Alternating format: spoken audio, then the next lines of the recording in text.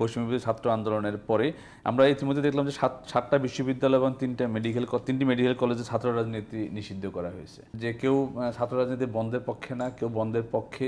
এটা সম্মিলিত কোনো উদ্যোগ কি নেওয়া যায় বা কোনো ব্যবস্থা মানে সিদ্ধান্ত নেওয়া যায় এই ক্ষেত্রে?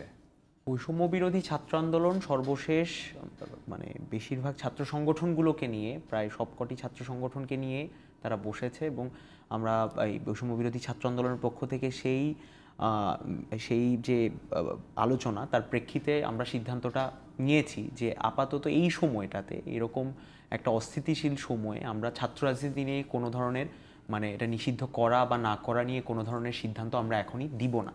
এবং একই সাথে এই কথাটা আমি বলতে চাই যে আসলে দেখুন, মানে একটা দীর্ঘ সময় ধরে ছাত্রলীগ ছাত্র রাজনীতির নামে হল ক্যাম্পাসগুলোতে যে দখলদারিত্ব, ভয়ভীতি সংস্কৃতি জোর করে মিছিলে নিয়ে যাওয়া, এই যে দমন পীড়ন সে চালিয়েছে, এটা থেকে মানুষের মধ্যে ছাত্রদের মধ্যে একটা তীব্র ক্ষোভ কিন্তু এসবের প্রতি তৈরি হয়েছে, যেটাকে সে অ্যাড্রেস করছে হচ্ছে ছাত্র রাজনীতির মধ্য দিয়ে।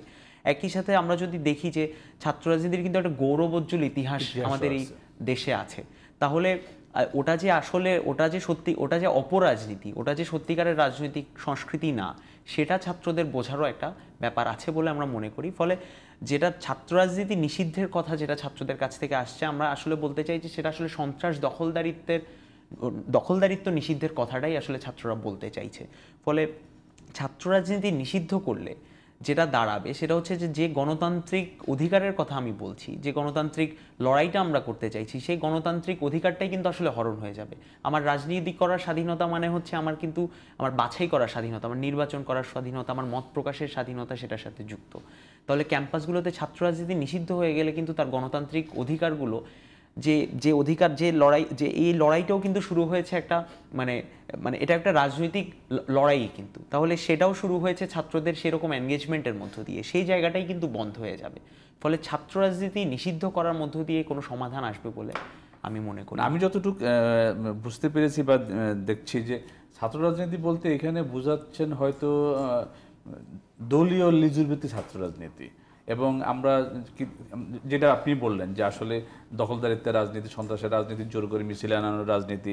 আমরা একজন ছাত্র নেতাকে ঢাকা ইউনিভার্সিটির ক্যাম্পাসে ঢুকতে দেখি, তার মোটরসাইকেল, তার পিছনে 200 মোটরসাইকেল।